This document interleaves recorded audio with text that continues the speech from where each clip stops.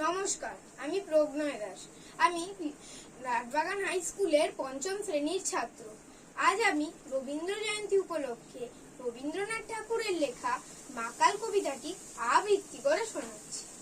গৌরবর্ণ নধর দেহ, নাম শ্রীযুক্ত রাখাল। জন্ম তাহার হয়েছিল সেই যে বছর আকাল।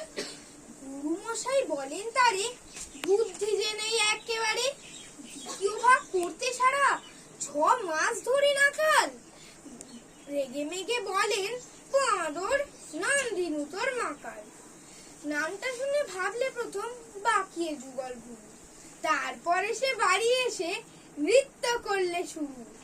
হঠাৎ ছেলের মাতন দেখি সবাই তাকে শুধাই, একই সবাইকে সে জানিয়ে দিল, নাম দিয়েছেন গুরু।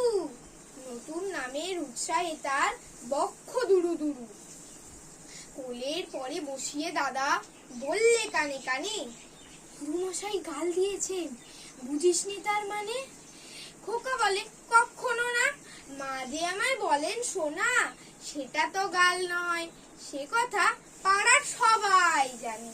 আচ্ছা, তোমায় দেখিয়ে দেব, চলো তো ওইখানে। টেনে নিয়ে গেলুম তাদের পুকুর পাড়ে কাছে। বেড়ার পরে লতায় যেথা মাকাল ফলে আছে। বললে, দাদা সত্যি বলো, শোনার চেয়ে মন্দ হলো? তুমি শেষে বলতে কি চাও, গাল ফলেছে গাছে?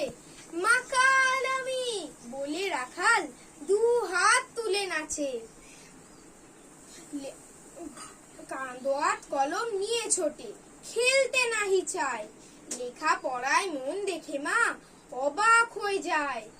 খাবার বেলায় অবশেষে দেখে ছেলের কাণ্ড এসে। মেঝের পরে ঝুঁকিয়ে পড়ে খাতার পাতাটায় লাইন টেনে লিখছে শুধু মাকাল চন্দ্র রায়।